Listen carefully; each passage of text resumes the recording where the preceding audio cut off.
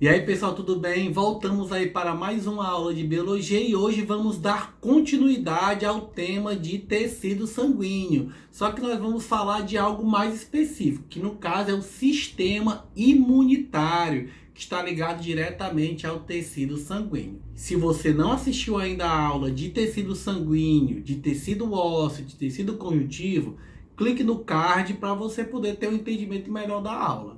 Está pronto? Então vamos lá. O sistema imunitário nos dias de hoje, ele é muito importante para nos prevenir contra doenças. Por isso, ele é um dos sistemas mais estudados pelo mundo biológico, pelo mundo científico. Por quê? Porque ele mantém e nos dá longevidade. Para você ter ideia, hoje a expectativa de vida dos seres humanos de 70, 80 anos em alguns países está diretamente ligada com a capacidade de nós, seres humanos, estarmos cuidando da nossa saúde. E uma das maneiras de nós cuidarmos da nossa saúde é exatamente observar esse sistema imunitário. Para você ter ideia, na Idade Média, a expectativa de vida de muitas pessoas ela variava entre 35 e 40 anos de idade. Hoje, praticamente nós dobramos. E se continuarmos a pesquisar e a desenvolver medicamentos, nós podemos um dia, quem sabe, também dobrar essa expectativa. Outro exemplo da importância da imunidade foi exatamente na Guerra da Independência Americana, aonde um exemplo clássico desse sistema imunitário foi dado na Guerra da Independência Americana. O general George Washington foi avisado que havia intenção do exército inglês, do qual ele estava batalhando pela independência americana, de incorporar no exército americano pessoas doentes com uma doença muito comum na época, chamada varíola. A varíola era uma doença cruel. Observe na foto. Pessoas ficavam altamente contaminadas com pústulas em todo o corpo, febre, mal-estar, vômito. A pessoa ela tinha convalescência e era levada à morte. Na época, a varíola tinha uma mortalidade de mais ou menos 16%. Entenda, a mortalidade atual do coronavírus é mais ou menos 6%. E você já está com todo esse processo. Imagine uma doença de 16%. 16 pessoas a cada 100 faleciam. Então o que George Washington fez? Ele ficou ali entre a cruz e a espada, né? E ele tomou uma decisão muito forte, que foi inocular os seus soldados com a doença. Como assim, Ítalo? Inocular? O que ele fez? Ele inoculou os seus soldados contra a varíola. Ele pegou ali restos de pus de pessoas contaminadas, sujava agulhas com esse resto de pus e colocava essa pústula debaixo da orelha dos seus soldados. Ele acabava contaminando o soldado com a varíola. E aí, qual foi a preocupação dele? É melhor eu deixar pessoas infectadas matarem os meus soldados ou eu mesmo partir de inocular os meus soldados? Ele acreditava que com essa inoculação havia uma mortalidade menor. E ele estava certo, realmente foi o que aconteceu. Houve mortalidade de soldados? Houve, mas uma mortalidade muito menor. 0,33% dos soldados inoculados morreram. Ele teve aí uma baixa de mais ou menos 20 mil soldados, parece muito, mas comparando com o total de soldados que ele tinha, ou quantos eles perderiam, foi muito menor.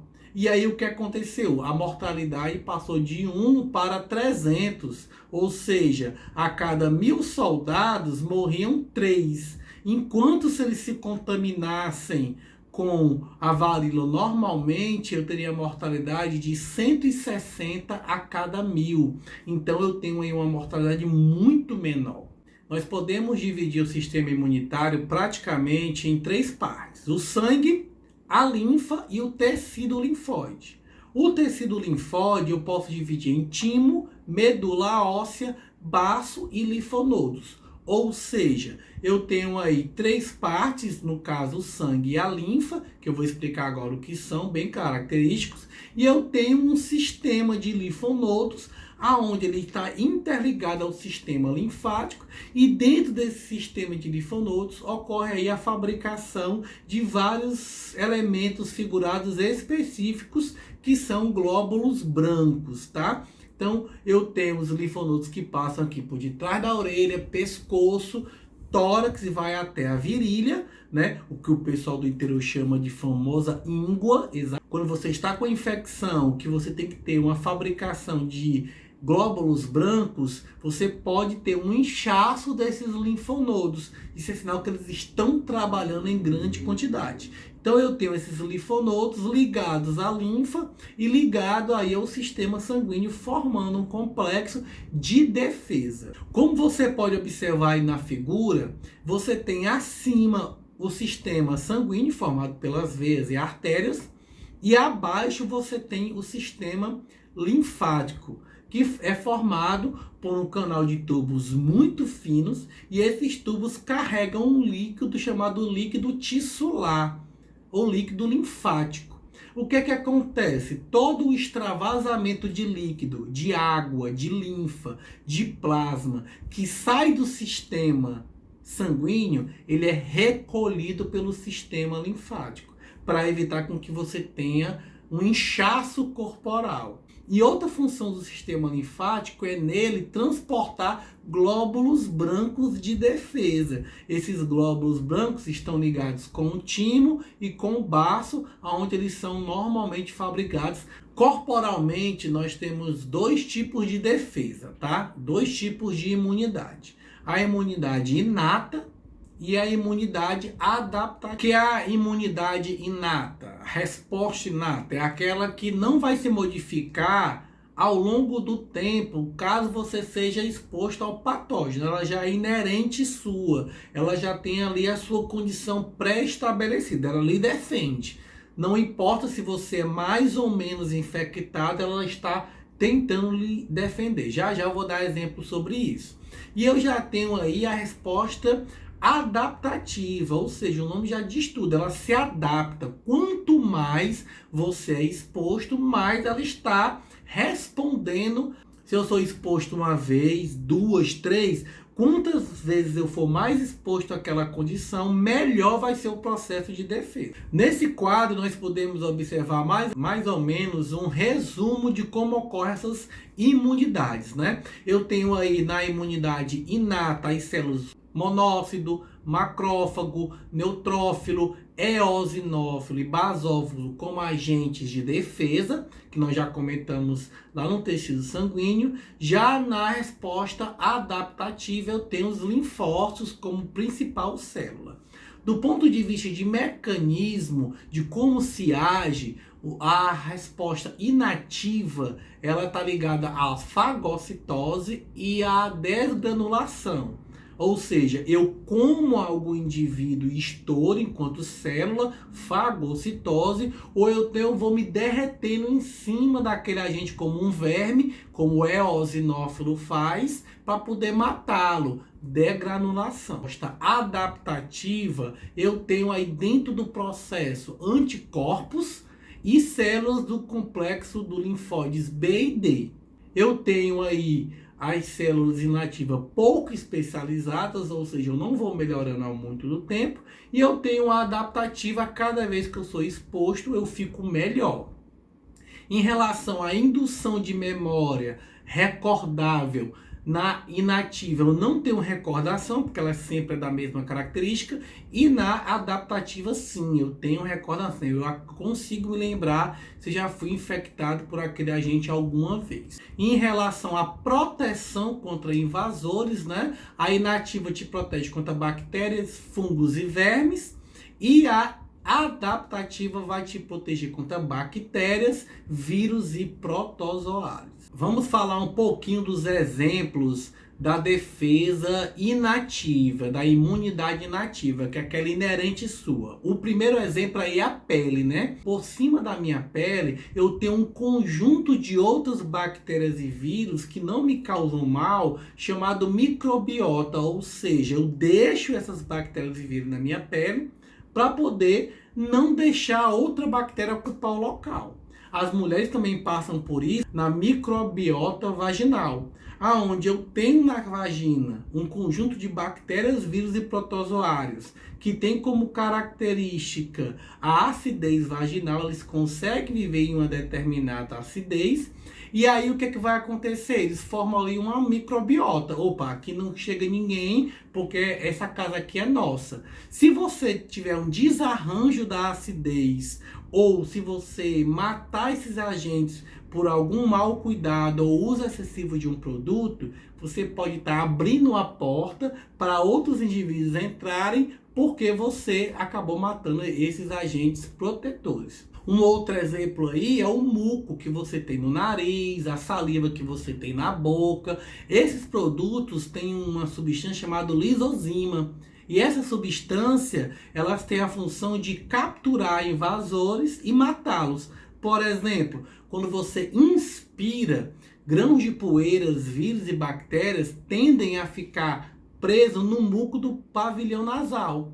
Aí o muco prende aquele invasor, células de defesa vão lá, liberam a lisozima, eu mato aquele invasor, e aí aquele muco seca e eu tenho aquela secreção purulentazinha do nariz, do olho.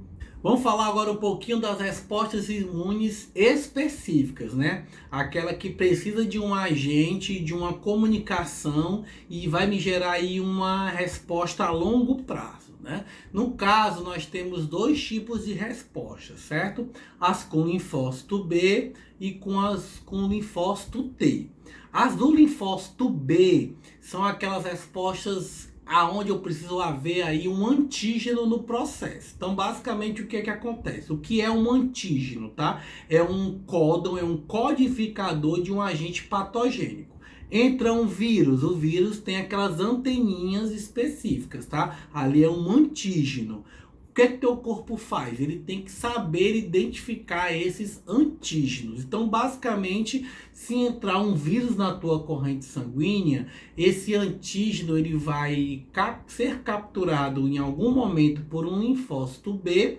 Esse linfócito B, ao capturar aquele antígeno, vai ler o antígeno, vai avisar, vai ativar outros agentes como os plasmócitos, e aí eu vou começar a fabricar anticorpos. O que é que são os anticorpos? São proteínas em forma de Y que tem a função de se conectar a esse antígeno. Então, cada vírus, especificidade. Ou seja, ele conecta um local específico. Qual é a função do linfócito B? Ler esse antígeno, avisar a fórmula desse antígeno para uma célula, como os plasmócitos. Eles vão fabricar os anticorpos e esses anticorpos vão se ligar a esses antígenos. Quando eu ver esse vírus passar, eu vou pegar esse anticorpo em forma de Y e vou conectar, porque ele é feito exatamente para conectar, porque eu li antes como é que ele era feito e eu fabrico exatamente com a conexão correta. Agora esse vírus, com esse antígeno aqui, quando ele quiser conectar na célula-alvo, ele não vai conseguir, porque esse anticorpo não permite com que ele conecte na célula. Ou seja, aquele vírus ele perde a capacidade virulenta de infectar alguma coisa e acaba sendo morto pelo sistema dos macrófagos. E eu tenho aquelas defesas específicas de muito longo prazo, que muitas delas chegam a 10 anos, às vezes até a vida toda, que são compostas por células chamadas linfócitos T, do tipo CD4 e do tipo CD8. Essas células são muito específicas. Elas não procuram apenas antígeno, elas são capazes de identificar células contaminadas aonde vírus estão dentro delas. Nós temos alguns tipos de vírus chamados retrovírus, que são vírus de RNA que conseguem sintetizar DNA. E a tendência desse vírus é entrar, ficar dentro da célula, fabricar DNA viral e incorporar esse DNA viral no núcleo da célula aonde eu quero infectar. Então esses linfócitos CD4 e CD8, eles tendem a fazer o quê? A capturar células infectadas por esse vírus. E então como é que ele sabe que está infectada? Porque o vírus entrou, mas muitas vezes ele deixa do lado de fora pedaços específicos dele que não conseguem passar pela membrana. Os linfócitos fazem uma varredura, acham essas células, leem esses pedaços, capturam por meio das perforinas informações internas, e aí o linfócito CD4, ao identificar todo esse tipo de sistemática, passa mensagens químicas chamadas imunoglobulinas para células específicas chamadas CD8, né, invadidas. Eles procuram essas células invadidas e acabam matando essas células invadidas por meio de lise, de rompimento. Uma coisa que não é tão comum no seu corpo, já que uma célula corporal não é liberada para matar a outra.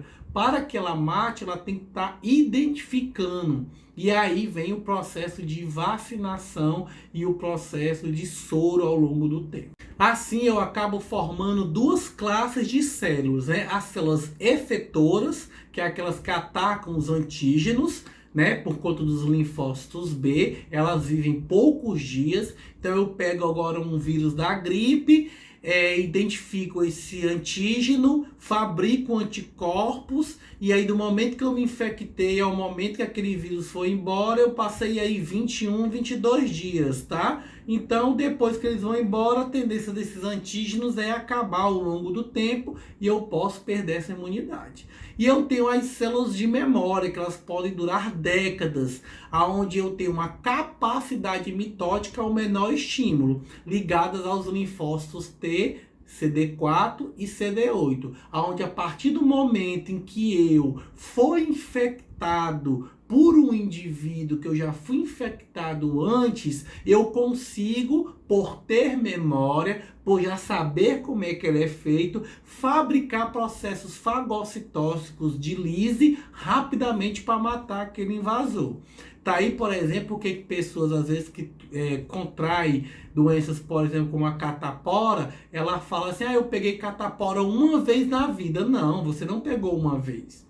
Você pegou mais vezes. O problema é que quando você pegou a segunda, a terceira, a quarta, a quinta vez, caso você tenha pego, seu corpo já sabia como é que se defenderia. E aí, rapidamente, ele, por processos mitóticos, identificou o invasor e matou o invasor, porque eu já tinha uma memória pré-estabelecida. E aí vem a variação, né, e a observação da vacinação, onde eu sempre tive aquelas vacinações naturais, onde as mães, por exemplo, passavam anticorpos para o filho. Por exemplo, as mães indígenas, ao amamentar os filhos, passavam anticorpos, por exemplo, contra a malária na floresta amazônica, passam até hoje. Isso mostra quão importante é para a defesa do bebê a amamentação materna. A partir do momento que a mãe está amamentando, ela está dando uma vacinação para o bebê, uma vacinação de curto prazo, e aí o bebê complementa com a vacinação artificial, onde ela é exposta a um patogênico fraco e seu corpo vai criar uma memória a longo prazo,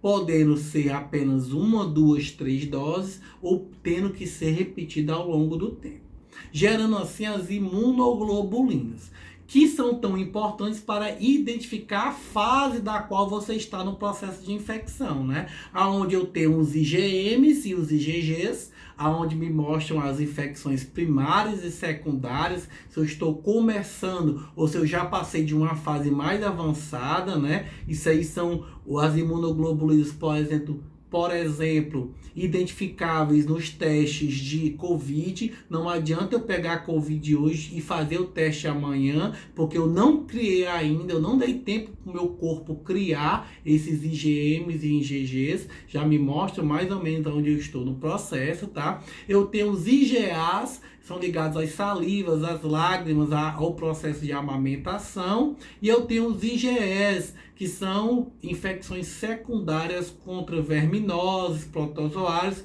e processos alérgicos ligados aos basófilos. Bem, pessoal, essa foi nossa aula do sistema imunitário. Eu agradeço a atenção de todos. Muito obrigado por ter assistido essa aula até o final. Eu espero que eu tenha ajudado vocês. Muito obrigado pela atenção e tenham um bom dia.